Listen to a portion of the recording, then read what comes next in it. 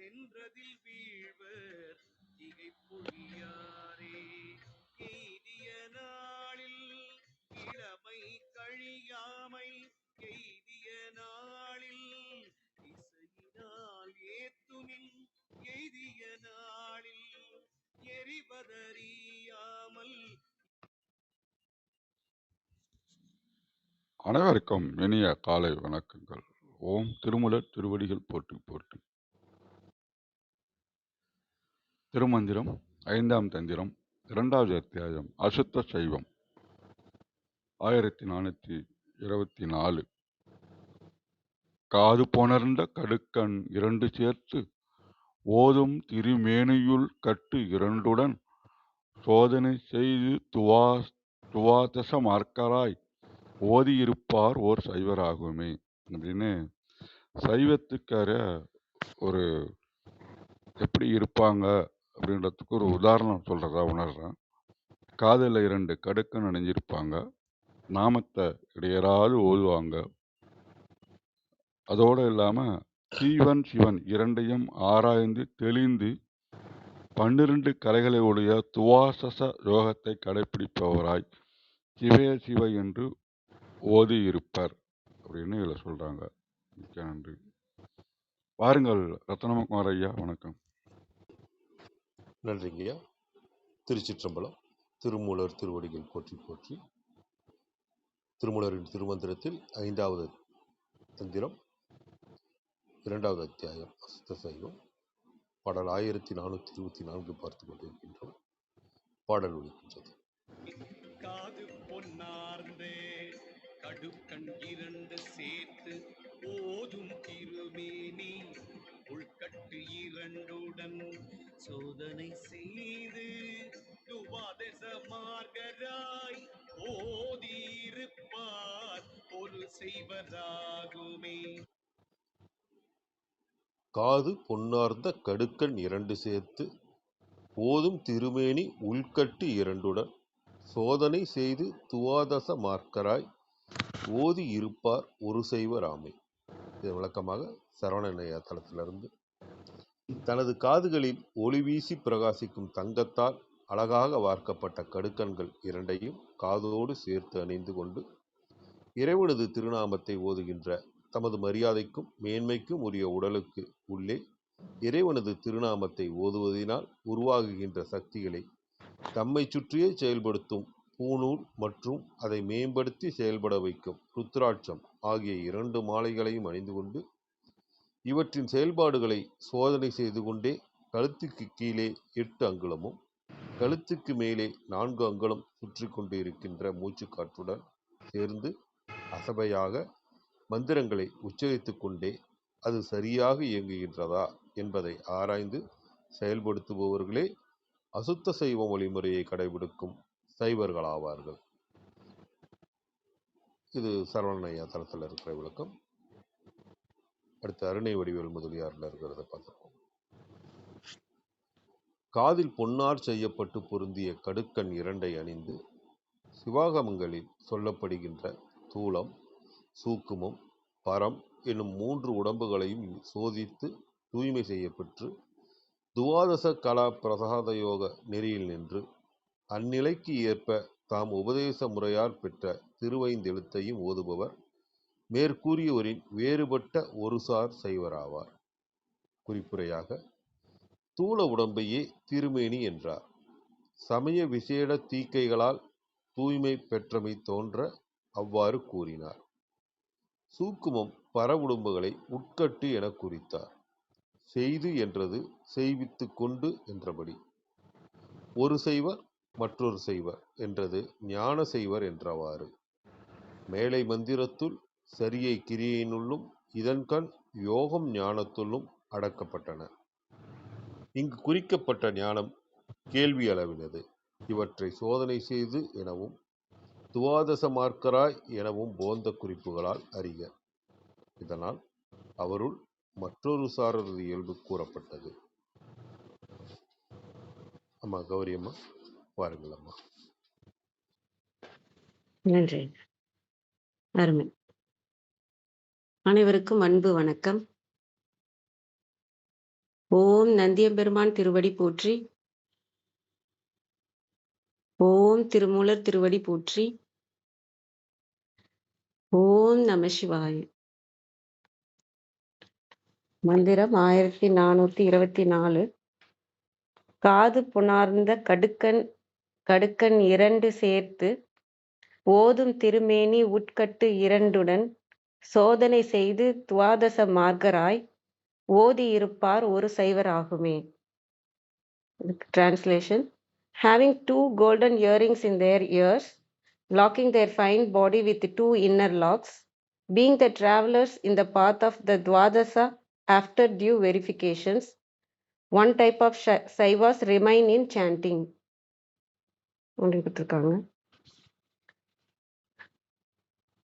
காது பொன்னார்ந்த கடுக்கன் 2 சேர்த்து. இப்போ அசுத்த சைவத்தில் நம்ம பார்த்துட்டு வரோம். இது இந்த பாடல் வந்து எல்லாத்தையும் இதுல செயலும் வருது, யோகமும் வருது, கிரியையும் வருது, யோக மார்க்கமும் வருது. இதுவும் ஒரு சைவர் வந்து இந்த ஓதி இருப்பார்னா அந்த மந்திரங்கள் ஓதி அந்த முறையில ஒரு சைவராக இருப்பாங்க அப்படிங்கிற ஒரு பொருளை கொண்டு வர மாதிரி இந்த பாடல் அமைஞ்சிருக்கு. காது பொனார்ந்த கடுக்கன். காதுல பொன்னார்ந்தனா பொன்னார்ந்த தங்கத்தால் ஆன கடுக்கன். கடுக்கன்னா தோடு மாதிரி ஆண்கள் அணியிறது. 2 சேர்த்து கடுக்கன் அணிஞ்சிருப்பாங்க, தங்கத்தால் ஆன கடுக்கன். அது கடுக்கன் எதுக்கு அணிகிறாங்கன்னா அந்த எனர்ஜி, இவங்க வந்து இந்த யோகத்துலேயும் இவங்க இருக்கணும். அதனால அந்த எனர்ஜி வந்து ஃப்ளோ வந்து நம்ம காது குத்துறதுனால பொதுவாகவே பலன் சொல்கிறது என்னென்னா, இது இடது மூளையும் வலது மூளைக்கும் அந்த எனர்ஜி வந்து நல்லா பாஸ் ஆகணுங்கிற மாதிரி இதாக சொல்லுவாங்க. அந்த இதில் இந்த எனர்ஜி படி இவங்க நமக்கு உள்ளே இருக்க ஆற்றல் எல்லாம் அதை யோசித்து பண்ணுறதுனால இவங்க யோக நிலையிலையும் இருந்து அந்த கடுக்கனும் அணிஞ்சிருப்பாங்க. அது பொன்னால் ஆன கடுக்கனாக இருக்கும். ஏன்னா தங்கத்துக்கு தான் வந்து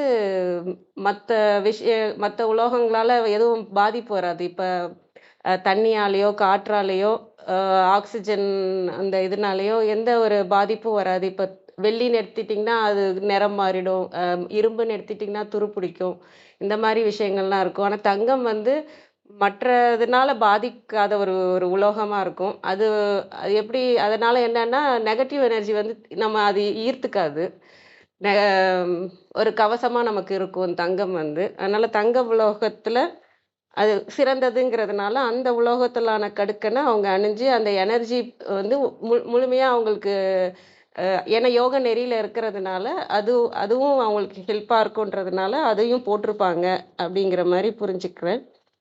ஓதும் திருமேனி உட்கட்டு 2டன். ஓதும் அந்த மந்திரம் ஓதுற முறையை தான் இவங்க செஞ்சுட்டு வர்றாங்க. அந்த ஓதுற திருமேனிக்கு உட்கட்டு 2டன், அதாவது கட்டு போடுவாங்க. எதுக்கு கட்டுன்னா உடல் கட்டுன்னு பார்த்தோம்னா உடல் கட்டு திசை கட்டு போடுவாங்க. மந்திரம் சொல்கிறவங்க மெயினாக வந்து உடல் கட்டு திசை கட்டு போடுவாங்க. ஆனால் யோக நெறியில் இருக்கிறவங்க வந்து பந்தங்கள் போடுவாங்க. அதாவது பந்தாசுன்னு சொல்லுவாங்க. மூல பந்தம், உட்டியான பந்தம், ஜலாந்திர பந்தம்லாம் இருக்குது. அந்த பந்தங்கள் வந்து யோக நிலையில் போடுவாங்க. திருமூலர் ஐயா வந்து இங்கே உட்கட்டுன்றதுனால இதில் எதனாலும், ஏன்னா இந்த மந்திரம் வந்து உபதேசம் வாங்கி பண்ணால் அதுக்கு ஒரு சடங்கு சம்பிரதாயங்கள் இருக்குது, தீட்சை வாங்கி பண்ணால் அதுக்கு சடங்கு சம்பிரதாயங்கள்லாம் வேறு இருக்குது. அதனால் இப்போ உடல் கட்டுன்னு பார்த்தோன்னா நம்ம ஒவ்வொரு தெய்வங்களையும் கூப்பிட்டு எனக்கு காவலாக இருக்கணும் அப்படின்னு சொல்கிற மந்திரமாக இருக்கும். பைரவர் எனக்கு இங்கே காவலாக இருக்கணும், பூமி தேவி எனக்கு காவலாக இருக்கணும், அந்த மாதிரி சொல்கிற மந்திரமாக இருக்கும். திசை கட்டும் அந்த மாதிரி தான். அந்த 10 திசைகளிலிருந்து எனக்கு காவலாக நிற்கணும், நான் இந்த மந்திர முறையில் நான் இறைவன் அடைகிறதுக்காக இருக்கிறேன், எனக்கு துணையாக இருக்கணும்னு நம்ம கேட்டு நமக்கு ஒரு பாதுகாப்பு கவசம் கேட்டு இறைவனை வணங்கிட்டு நம்ம அப்புறம் பண்ணுற முறையாக இருக்கும். இதே மூலபந்தம் உட்டியான பந்தம்லாம் பார்த்தோன்னா அது வேர்பூட்டு. மூலபந்தம்ங்கிறது வேர்பூட்டு. அந்த மூலாதாரத்தில் நம்ம அந்த எனர்ஜியை வந்து நம்ம சேர்த்து வச்சு எந்த திசையில் அதை நோக்கி திருப்பணுங்கிறதுக்காகவும் பூட்டு போடுறது. அப்புறம் அதை சேர்த்து வச்சு எந்தெந்த ஆர்கன்ஸுக்கு அது தேவைப்படுங்கிறதுக்காக அந்த இடத்துல சேர்த்து வைக்கிறதுக்காகவும் அதை கட்டுப்படுத்துறதுக்காகவும் அந்த பூட்டு போடப்படும். அது வந்து அதே மாதிரி வயிற்று பூட்டும் இருக்குது. கன்னத்தில் அந்த கண்ண தாடையை வச்சு அந்த தொண்டைக்கிட்ட போடுற பூட்டும் இருக்குது. இந்த பூட்டுகள் மூலமா அதுதான் அந்த நம்ம நம்ம முடிவு பண்ணலாம் எந்த பக்கம் அந்த வாயு ஏறணும், எந்த பக்கம் எந்த இடத்துல ஆற்றல் நிறைஞ்சு இருக்கணும், அந்த மாதிரி இது யோக நிலைக்கு வரும்.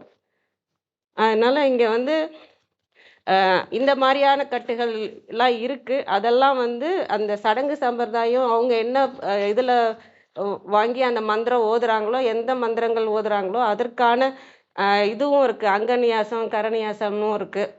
அது வந்து சுத்திகரிப்பு பண்ணி அந்த மந்திர ஆற்றலை வந்து நமக்குள்ள நிறைந்து இருக்கிறதுக்கும் நிலைத்திருக்கிறதுக்கும் செய்யற ஒரு விஷயமா இருக்கும் அந்த இறையாற்றலை.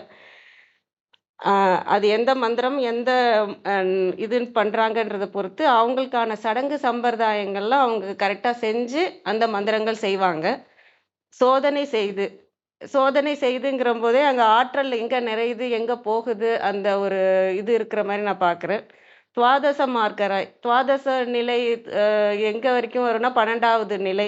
அந்த 6 சக்கரங்களுக்கு அப்புறம் வந்து பரவிந்து பரநாதம்னு அந்த மாதிரி போய் 12வது நிலை தான் துவாதசாந்தம் இருக்கும்.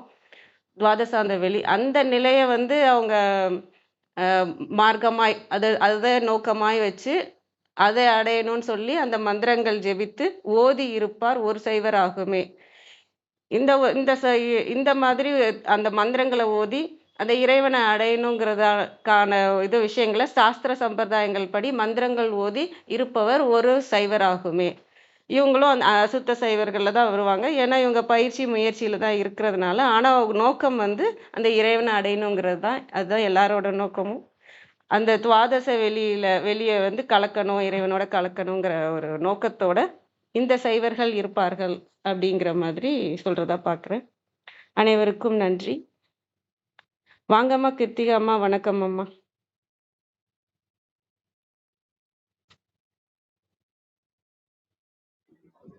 வணக்கம் அனைவருக்கும் இனிய காலை வணக்கம். ரத்னகுமார் ஐயாவுடைய விளக்கம், கௌரிமா விளக்கம் எல்லாமே ரொம்ப நிறைவா நமக்கு கொடுத்துருச்சு. முதல்ல இந்த பாடலை ஒரு முறை வாசிச்சுக்கிறேன் என்னோட தெளிவுக்காக. காது புனார்ந்த கடுக்கன் 2 சேர்த்து ஓதும் திருமேனியுட் கட்டிரண்டுடன் சோதனை செய்து உபதேச மார்க்கராய் ஓதி இருப்பார் ஒரு சைவராகுமே அப்படின்னு சொல்றாங்க. காது புணர்ந்த கடுக்கன் 2 சேர்த்து ஓதும் திருமேனியுட் கட்டிரண்டுடன் அப்படின்னு ஒரு ஒரு ஒரு புற அடையாளம் சொல்றாங்க இந்த இடத்துல. இந்த முதல் 2 வரியில ஒரு புற அடையாளம் இருக்கு. என்ன முதல் அடையாளம் என்ன? காது பொன்னார்ந்த கடுக்கன். பொன்னார்ந்த கடுக்கன் அப்படிங்கிறத வந்து நம்ம வந்து தங்கத்தினால் செய்யப்பட்ட கடுக்கன் அப்படின்னும் நம்ம வந்து எடுத்துக்கலாம். ரெண்டாவது, இந்த கடுக்கன் போடுறதுல 2 வகை இருக்கு. நீங்க பாத்தீங்கன்னா தெரியும். ஒண்ணு வந்து நம்ம நார்மலா இந்த ஓட்டை போட்டு அது அந்த ஓட்டைக்குள்ள மாத்திரம் அந்த கடுக்கன் இருக்கும். அந்த தோடு போடுற மாதிரி ஒரு கடுக்கன் போடுவாங்க. இன்னொன்னு வந்து அந்த கடுக்கனை வந்து இந்த காதோட சேர்ந்து இந்த கீழையோட ஒரு கொண்டி மாதிரி வரும், வந்து இந்த பக்கத்துல வரும். அப்ப அந்த கடுக்கன் வந்து இந்த எப்படி சொல்றது உங்களுக்கு புரியும் நினைக்கிறேன். இந்த மூக்குல அந்த மாதிரி வாளி சேர்ந்தது. அந்த கடுக்கனுக்கு கீழே ஒரு வளையம் வந்திருக்கும். அந்த வளையம் வந்து இந்த காதோட ஒட்டி அந்த பின்னாடி வரைக்கும் போகும். நீங்க இப்ப பாத்தீங்கன்னா லேடிஸ்க்கு அந்த மூக்கு வாளின்னு போடுவாங்க. அது வந்து மூக்குத்தையும் 2 வகை இருக்கு. ஒண்ணு அந்த மூக்கு குத்தி அந்த தோடு மாதிரி அந்த உள்ள போட்டுறது. இன்னொன்னு வாளின்னு சொல்லுவாங்க. அது வந்து அந்த வாளி வந்து வெறும் வளையமா கூட இருக்கும். அந்த பொட்டுல வந்து ஒரு டிசைனும் அந்த வாளி வந்து கீழே வரைக்கும் வந்துருக்கு. இது ஒரு வகையான கடுக்கன். இததான் நம்ம வந்து புணர்ந்த கடுக்கன் அப்படின்னு நம்ம எடுத்துக்கலாம். இதுல என்ன வித்தியாசம் இருக்கு அப்படின்னாக்கா, இந்த வாளியோட வச்ச கடுக்கன் எதுக்கு போடுவாங்க அப்படின்னாக்கா, அந்த இழுக்காது. நீங்க பாத்தீங்கன்னா தெரியும், நம்ம இப்ப லேடிஸ் கூட தோடு போடும்போது பட்டன் போடுவாங்க பின்னாடி. எதுனாலன்னா அந்த தோடு வந்து அந்த இழுக்காது, அந்த ஓட்டையே கீழே இழுக்காது. இதுல என்ன சூட்சுமம் இருக்கு அப்படின்னு கேட்டீங்கன்னா, இது நம்ம காது ஆகாயத்தோட சம்பந்தப்பட்டதுன்னு நம்ம பார்த்திருக்கோம். இந்த ஆகாயத்தோடு சம்பந்தப்பட்ட இந்த இடத்துல இந்த மாதிரி காதுல ஒரு ஒரு அணிகலன் அணிவது. இப்பதான் ஆண்கள் அணிகிறது, அந்த கடுக்கன் போடுறத நிப்பாட்டிட்டாங்க. முன்னாடி காலத்துல அந்த கடுக்கன் எல்லாரும் போடுவாங்க. சின்ன குழந்தையில இருந்து வயசான வரைக்கும் அந்த கடுக்கன் இருக்கும். அது என்ன அப்படின்னா, அந்த காது அணிகலன் போடுறதுங்கிறது ரொம்ப முக்கியமான ஒரு விஷயம். அது கௌரிமா சொன்ன மாதிரி நம்மளுடைய அந்த அந்த ஆகாயத்தினுடைய தன்மையை நமக்கு கூட்டி தரும். ஒரு வெளிப்படையா சொல்லணும்னா அதான் ஆகாயத்தன்மையை நம்மளுடைய சுத்திகரித்து நமக்கு கூட்டி தரும். இதுல என்ன மாதிரியான உலோகத்தை உபயோகம் பண்றோம் அப்படின்னா, செம்பு போடுவாங்க, பொண்ணு போடுவாங்க, வெள்ளி கொஞ்சம் கம்மியா தான் போடுவாங்க, வெள்ளி அவ்வளவு போட மாட்டாங்க. இப்படி எல்லாம் நிறைய இருக்கு. அப்போ இந்த இடத்துல என்ன சொல்றாரு, காது பொன்னார்ந்த கடுக்கன் 2 சேர்த்து, அப்ப 2 கடுக்கன். அப்ப எப்படி எடுத்துக்கலாம் நம்ம அப்படின்னா, இந்த 2 காதுலயும் ஒரு காதுல கடுக்கன் இப்பதான் போடுறாங்க, முன்னாடி எல்லாம் 2 காதுலயும் கடுக்கன் இருக்கும். அப்ப 2 கடுக்கன்னு சொல்றதுல கடுக்கன் அப்படிங்கிறது 2 தான். அப்ப 2 கடுக்கன் அப்படின்னு சொல்றாரு. அப்ப என்ன அர்த்தம் அப்படின்னாக்க, மேலையும் கடுக்கன் போடுவாங்க. நம்ம இந்த மேல குத்துவாங்க தெரியுமா, இப்ப லேடிஸ் குத்திக்கிறாங்க, அந்த மாதிரியும் கடுக்கன் போடுவாங்க. அப்ப அதுவும் அந்த தன்மையை, ஆகாயத்தினுடைய தன்மையை நமக்கு கூட்டி தரக்கூடிய ஒரு விஷயம். அததான் 2 சேர்த்து அப்படின்னும் நம்ம எடுத்துக்கலாம். அப்ப 2 வகையான தன்மையை அது நமக்கு தருகிறது அப்படின்னு புரிஞ்சுக்கலாம். 2 விதமா எடுக்கிறோம். அப்ப டபுள் மடங்கு அப்படின்னு நம்ம எடுத்துக்கலாம். ஓதும் திருமேனியும் கட்டிரண்டுடன் அப்படின்னு அங்க 2ஐயும் சொல்றாரு. இதுல இன்னொன்னு, இந்த 2வது கடுக்கன் எப்ப போடுவாங்க அப்படின்னாக்க, ஒரு கடுக்கன் பிறந்தோன்னு போட்டுருவாங்க. இந்த 2வது கடுக்கன் எப்ப போடுவாங்க அப்படின்னாக்க, இத பழங்காலங்கள்ல 2 கடுக்கனாவே இந்த காதுல இந்த பக்கம் ஒன்னும் மேல ஒன்னும் போட்டுட்டு இருந்தாங்க. அப்புறம் என்ன ஆச்சு அப்படின்னாக்க, முதல் கடுக்கனை பிறந்தவுடனும் 2வது கடுக்கன், அத நீங்க 2வது காதுக்கு மேலன்னு எடுத்தாலும் சரி, இல்ல 2வது காதுக்குன்னு எடுத்துக்கிட்டாலும் சரி, அது ஒரு சிலருடைய வழக்கமாக இருந்தது. எப்படி இருந்தது அப்படின்னா, திருமணத்தின் போது அவங்க 2வது கடுக்கனும் போட்டாங்க. அதே மாதிரி இந்த பூணூல் அணிவதிலையும் கட்டிரண்டுடன் அப்படின்னா, கட்டுன்னா பூணல், பூணூல்லயும் 2 வழக்கம் இருக்கு. என்ன அப்படின்னா, முதல்ல அந்த பூணல் உபநயனம் என்று சொல்லக்கூடிய அந்த உபதேசம் ஆகும் பொழுது ஒரு ஒரு ஒரு முப்புரி நூல் தான். அப்புறம் அது 2 முடிச்சாக 2 முப்புரி நூல், திருமணத்தின் போது 2வது செட்டு, அப்புறம் குழந்தை பிறந்த உடனே 3வது செட்டு. இது 3 9 நூல், ஒரு 3 ஒரு முடிச்சு, ஒரு 3 ஒரு முடிச்சு, ஒரு 3 முடிச்சு. இதுவும் ஒரு சம்பிரதாயம். இப்ப இந்த காலத்துலதான் ஒரு குறிப்பிட்ட வர்ணத்தவர் மாத்திரம் பூணல் போடுறோம். ஆனா அப்படிலாம் இல்லை. எல்லா வர்ணத்தாருக்கும் பூணல் இருந்தது, எல்லா வர்ணத்தாருக்கும் கட்டு இருந்தது, எல்லா வர்ணத்தாருக்கும் இந்த சம்பிரதாயம் இருந்தது. இன்னைக்கும் பாத்தீங்கன்னா நல்ல விஷயங்கள் கெட்ட விஷயங்கள் 2 நடக்கும் போதும் இது அணியாமல், இந்த கட்டணியாமல் நம்ம மந்திர காரியங்களுக்குள்ள போறது கிடையாது. காலப்போக்குல இத மேனேஜ் பண்ண முடியும் பண்ண முடியாதுங்கிறத தாண்டி அவங்க நகர்ந்துட்டாங்க அப்படிங்கறதான் நம்ம புரிஞ்சுக்க வேண்டிய ஒரு விஷயம். அப்ப இதுவும் 2 கட்டுடன் அப்படின்னு ஓதும், என்ன சொல்றாங்க, ஓதும் திருமேனியும் கட்டிரண்டுடன் அப்படின்னா, இந்த இடத்துல இல்லற வாழ்வு, அந்த அந்த அந்த திருமண பந்தத்துல இருக்கக்கூடிய அந்த ஒரு மனிதனை சொல்லக்கூடிய ஒரு விஷயமா, அந்த ஒரு ஆன்மாவை சொல்லக்கூடிய ஒரு விஷயமா நம்ம புரிஞ்சுக்கலாம். இது எது திருமணம் அப்படின்னா, நம்ம அடுத்தாப்புலயும் இதை இன்னும் நம்ம ஆழமா கூட போலாம். எது திருமணம், இறையோடு இருக்கக்கூடிய அந்த நிலையும் திருமணம் தான். அதுதான் கல்யாணம், திருமணம் அப்படின்னு நம்ம பார்த்தோம் இல்லையா. திருவோடு இருக்கக்கூடிய மனம், அப்ப திருமணம் அப்படின்னா அந்த இறைபெருமருளோடு கட்டுண்டு இருக்கக்கூடிய அந்த மனம், அதுவும் திருமணம் அப்படின்னு எடுத்துக்கலாம். இல்ல இன்னொரு ஆன்மாவோடு கட்டு இணைவது அப்படின்னும் நம்ம எடுத்துக்கலாம்.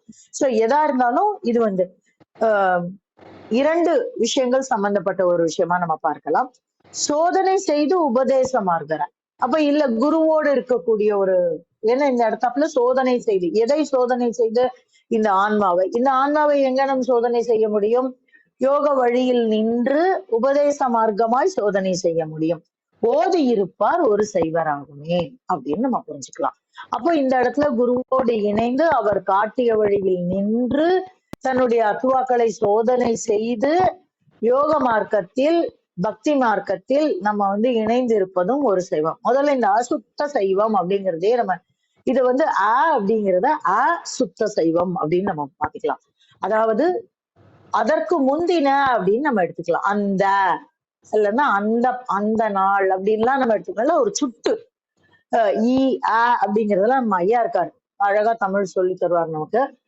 இதெல்லாம் சுத்துன்னு சொல்லுவோம். அப்ப சுத்த சைவம் அப்படின்னு எடுத்துக்கலாம். அசுத்தம் என்பதை குறைவு அப்படின்னு எடுத்துக்கிறத விட சுட்டக்கூடிய சைவம். அப்போ அந்த சைவத்தை, சுத்த சைவத்தை சுட்டி காட்டக்கூடியது நமக்கு இந்த அசுத்த சைவம், சுத்த சைவம் அப்படின்னு நம்ம புரிஞ்சுக்கலாம். அப்ப இதன் மூலமாக தான் நேத்திக்கு ஒண்ணு சொன்னாரு, சரியை கிரியையில நிற்பதன் மூலமாக சுத்த சைவத்தை நமக்கு காட்டி தரக்கூடியது அப்படின்னு நம்ம புரிஞ்சுக்கலாம். இன்னைக்கு என்ன சொல்றாரு? யோகத்தையும் உள்ள கொண்டு வந்து உபதேச மார்க்கமாக குருவோடு நின்று நம்ம இந்த பார்த்திருக்கோம், சத்புத்திர மார்க்கம், சக மார்க்கம், தோழமை மார்க்கம், இதெல்லாம் நம்ம பார்த்தோம் இல்லையா? இந்த 4 வரையும் அந்த பாதையில தானே நம்ம பார்த்தோம். அப்போ அந்த மாதிரி இந்த இடத்துல குரு சிஷ்யர் பாணியில, ஏன்னா உபதேசம் அப்படின்னு ஒரு வார்த்தையை கொடுத்திருக்கிறார். சோ அந்த மார்க்கத்தில் நின்று நமக்கு சுத்த சைவத்தை காட்டி தரக்கூடியதாக அமையக்கூடிய நெறிமுறைகளை சொல்றாங்க. அது என்னெல்லாம் அப்படின்னா, இல்லற வாழ்வில் இருப்பது, இறையோடு கூடி இருப்பது, அடையாளங்களை, புற அடையாளங்களை பொருத்தி இருப்பது, அதுவும் ஒன்றுக்கு 2ஆக பொருந்தி இருப்பது, அப்படி அதுக்குண்டான அடையாளம் தான் என்னன்னு நம்ம பார்த்தோம். இதெல்லாம் செய்து நம்ம ஒழுகி நிற்கும் பொழுது, எதை ஒழுகி நிற்கும் பொழுது? குரு உபதேசத்தை உபதேச மார்க்கமாக ஒழுகி நிற்கும் பொழுது. இப்ப இந்த குரு அப்படிங்கிறத நம்ம எப்படி வேணா எடுத்துக்கலாம்.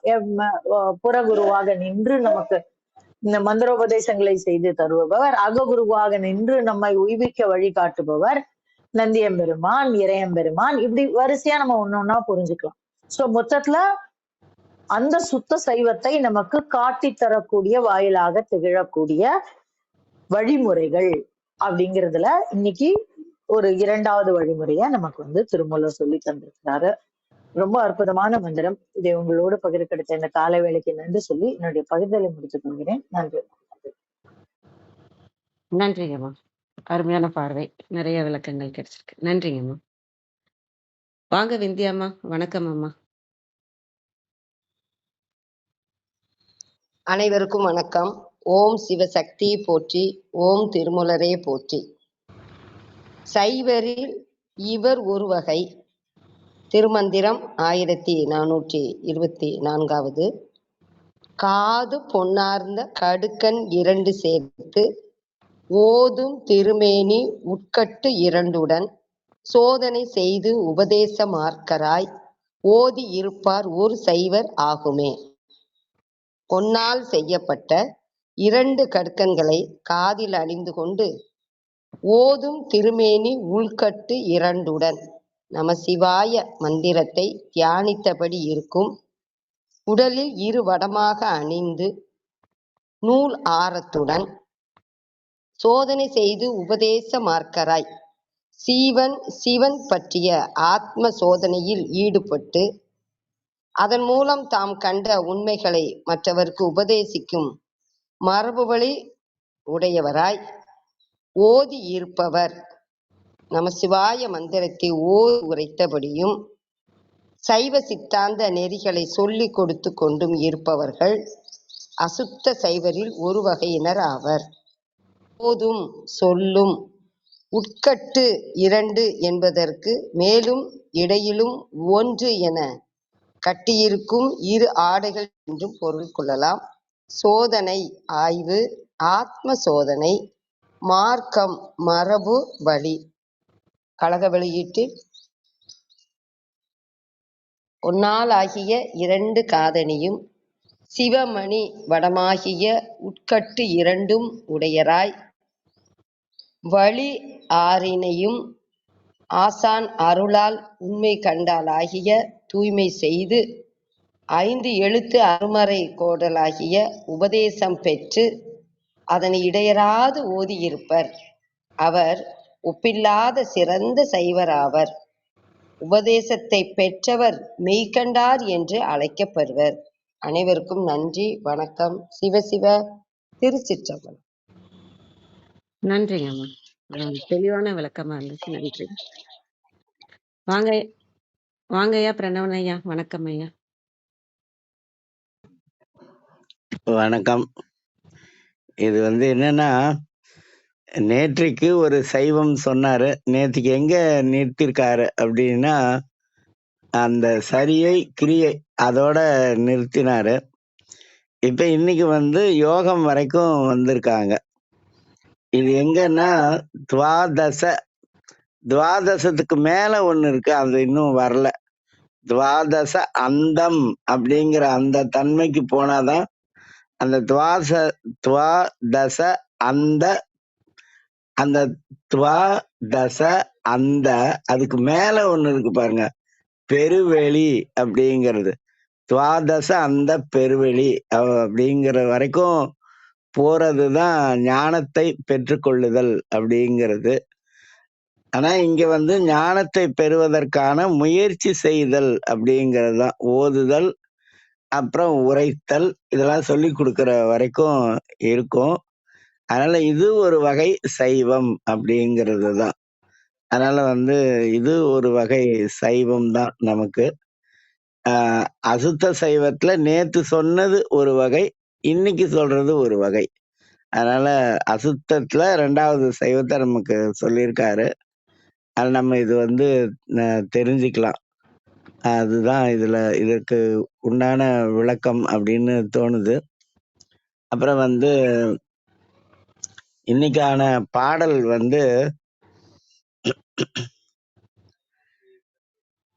இன்னைக்கு பாடல் அபிராமி அந்தாதியில 9வது பாடல் சொல்லலாம் அப்படின்னு நினைக்கிறேன். ஏன்னா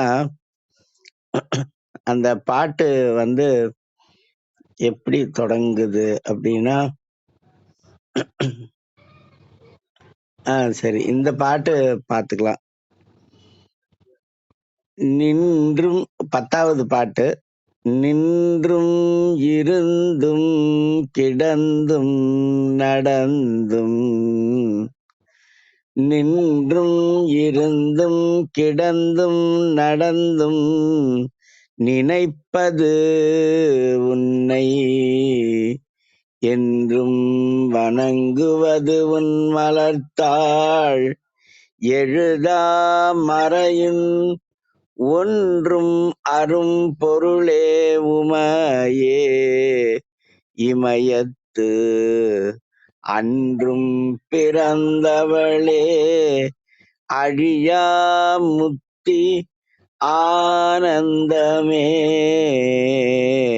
அழியா முத்தி ஆனந்தமே. சிவா. திருச்சிற்றம்பலம். நன்றி. நன்றிங்க. நன்றி. அருமை. வாங்கய்யா ரத்னகுமார் ஐயா. நன்றிங்க. நன்றிங்க. திருச்சிற்றம்பலம். யான் பெற்ற இன்பம் பெருக இவ்வையகம் வான்பற்றி நின்ற மறைபொருள் சொல்லிடு என்றும் காலை எழுந்து கருத்தெறிந்து ஓதினேன் ஞானத் தலைவனை நன்னுவர் என்றும் கூறிய திருமூலரின் கூற்றிற்கேற்ப வந்திருந்து கருத்துக்களை கூறி தெளிவுபடுத்திய சான்றோர்களுக்கும் செவி கொடுத்து சிறப்பித்த மெய்யன்பர்களுக்கும் மிக்க நன்றி. தலம் நிறைவடைகிறது. மீண்டும் நாளை காலை 6:30 மணிக்கு கேள்வி ஞானம் ஆன்ம சுவாசம் நிகழ்ச்சி சந்திப்போம். 5, 4, 3, 2, 1.